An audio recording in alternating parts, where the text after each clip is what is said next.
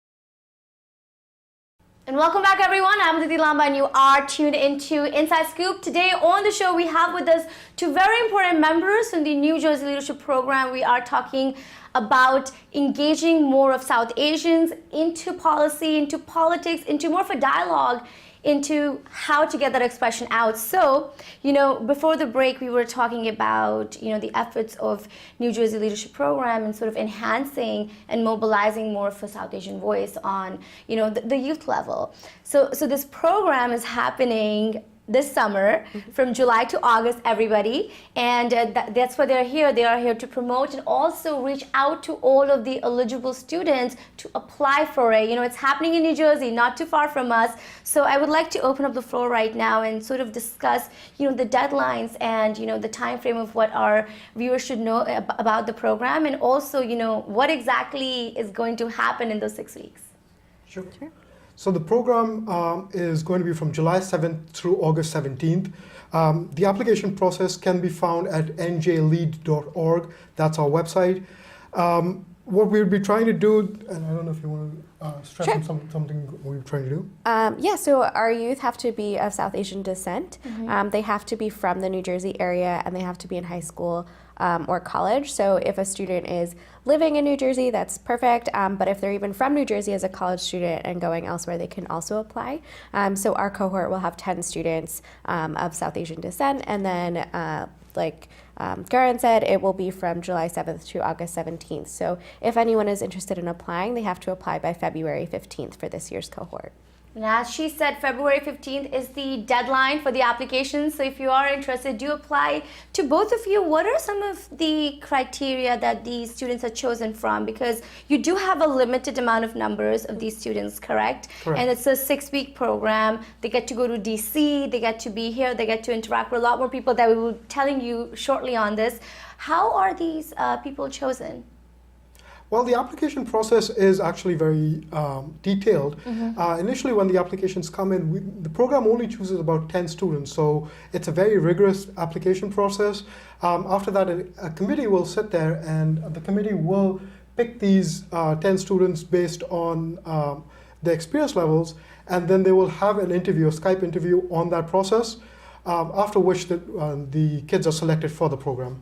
Wow. Why such an intense process for this program, and what should these students really look into when they are applying, according to you? Yeah, I mean, our applications have risen every year, so Right. it's a sign that it's something that students are passionate about, and with only 10 spots, we want to create an exclusive and engaged opportunity for them. So while we'd love to accept more, it's sort of like, how can we create the best experience? And so it's really important to us that we're looking for students who are open-minded and who are really passionate about potentially going into this field, or at least just learning about the field, Right. especially given the professional development workshops, the different networking opportunities, the exclusive access to things, including things like a West Wing tour or Yeah. meeting people from the Supreme Court. So it is kind of a high-level opportunity, and we want to make sure that we have the best youth to fit that. And who have worked with the New Jersey Leadership Program in order to sort of place all of these programs together? Having your connection with DC or having your connection with the mayor's or the governor's office here. How has all of that relationship developed for the program? Well, we have a relationship with the governor's office as well. We've actually had Congressman Frank Pallone help out as well with the program. Right. So all these different relationships in the state of New Jersey, they've helped us with the local and the regional side of it, which is where we want to be focusing on for the kids. Yeah, and I would also say, like, our advisory board and executive board, because we have such wide depth and breadth of experience, we do have a lot of contacts that we otherwise probably wouldn't be able to find. Correct, and obviously to stress on that, Right. there's also the speakership program that we have. Right. We bring in speakers from all over New Jersey from different platforms. We have lawyers that are coming in, we have congressmen coming in, we have, for example, again, Congressman Frank Pallone was one of the Right. speakers on a Saturday. We have people from all over the diaspora coming in so that the kids can get that experience and get that networking eventuality where they can be placed in certain offices if they do wish to pursue that career. So while we are discussing a lot about the program and the access and the benefits given, to the students, I would love for you to discuss any of the success stories of, where have these students been placed, and what kind of opportunities do you think opens up with programs such as this, especially for the youth that is in college. I would just only hope that could be very beneficial if they are trying to pursue that career, right? Correct. Yeah, we had a fellow, I think 3 years ago, who actually was interested and wanted to work in foreign services. Then they actually had the position and tried it out and said that's actually not what she wanted to do. And for us, we didn't see that as a failure. We saw that as a success story because it's all about exposure and about getting people into those spaces that they can't otherwise access. Right. But on the other hand, we've had a fellow who last summer worked in the governor's office, and now he's actually there as an elected party official who gets to make those kinds of decisions. So it kind of runs the gamut, like I said, with how students choose to move forward, but Right. having that opportunity is really important. And how do these students interact with each other and react when they are at these, the 6 weeks long summer, program? How have their experiences been with you, if you can give us an insight into how the students feel? The students actually, it's almost like a family. You develop a little family because everyone's so close. It's a 10-person team, so Right. everyone's very close. They work off each other. They take experiences from each other. Some of them are obviously a little more shy. Some of them are a little more outgoing. They will learn off each other, and they will take that interest. There's a lot of follow-up questions after the programs are over, or even after the speakerships, where they'll speak for hours. A couple of kids we know have gone ahead and spoken to some of the speakers for half an hour, 45 minutes, and the speaker has given them the time. Right. To the point that they've then followed up with the speakers and been able to establish those connections and those networking connections, where then they can get an opportunity, a breakthrough somewhere, not only in politics but in other fields as well where they're interested. Right. So basically, like building sort of a think tank for these young South Asians. Would you say that? Yeah, I mean, I think we're building a community, and we're building students who are engaged, and they're doing this intensive program together. They're spending Right. every Saturday together. They're spending 9 to 5, Monday through Friday in these different positions. So I think it is a collaborative effort, and they're able to bring all those experiences together and discuss what the next best steps are. Definitely. Well, a lot more coming right after the short break. Stay with us. We are talking to the team of New Jersey Leadership Program. We'll be right back.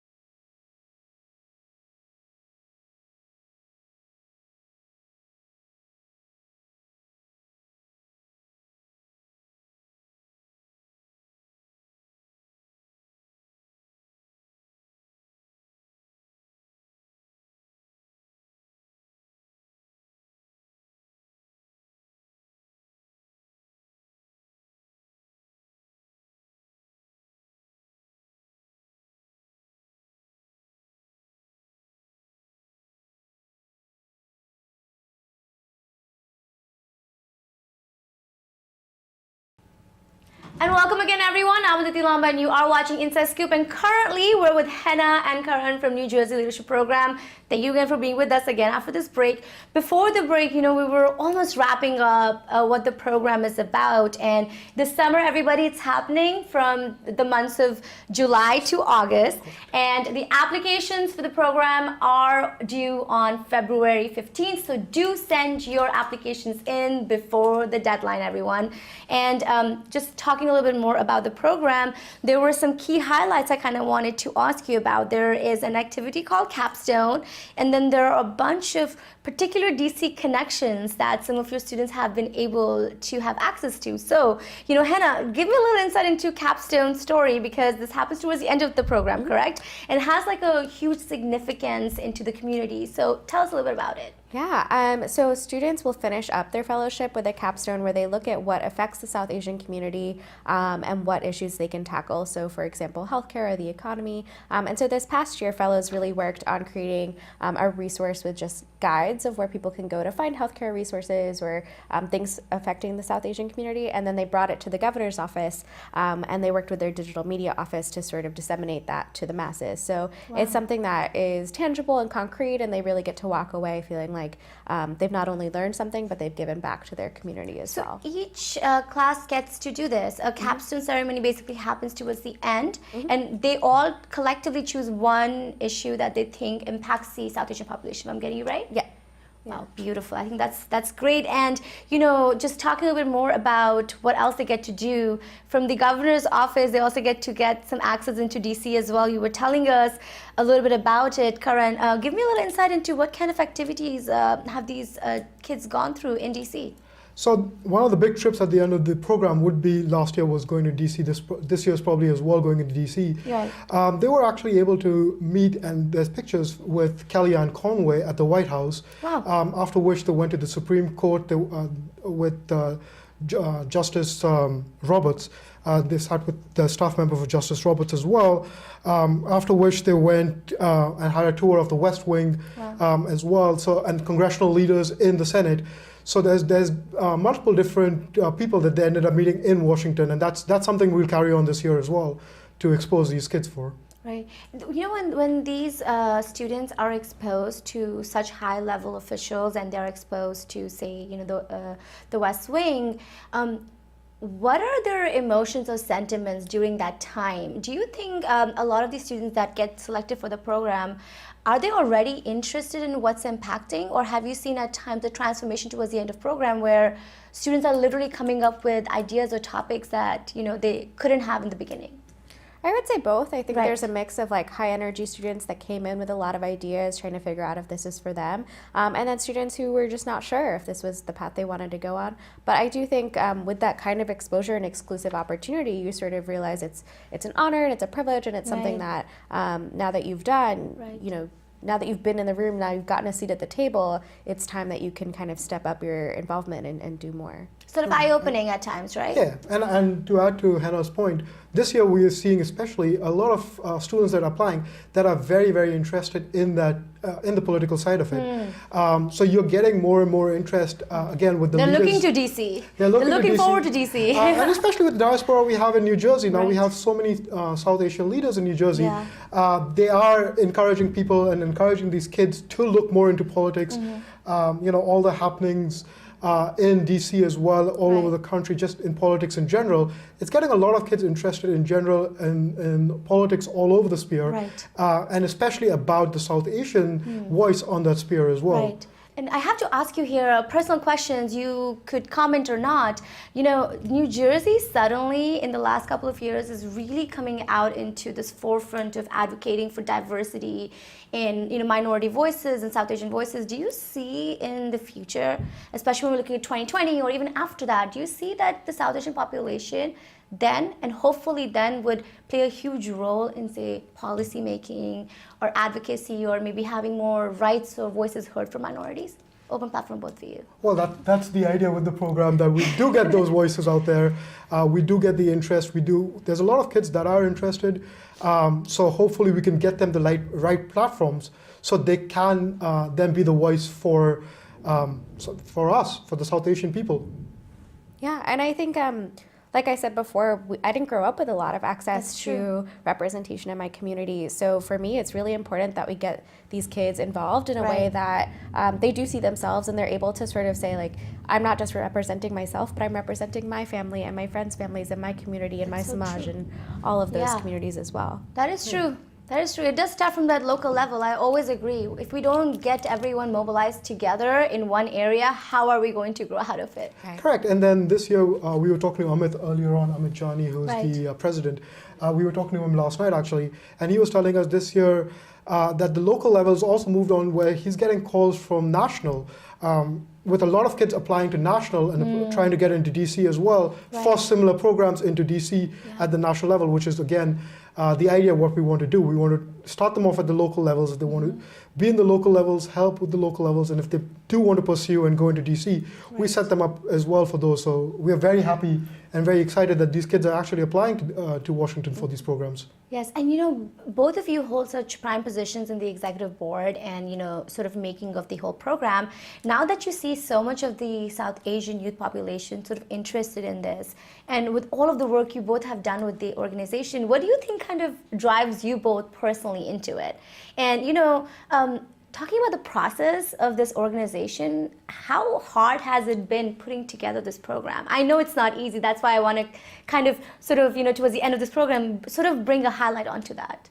Yeah, I would say tremendous kudos to Amit for taking it where it is and using his government experience to bring it full circle and to have all of his connections and networks really come together to achieve this mission.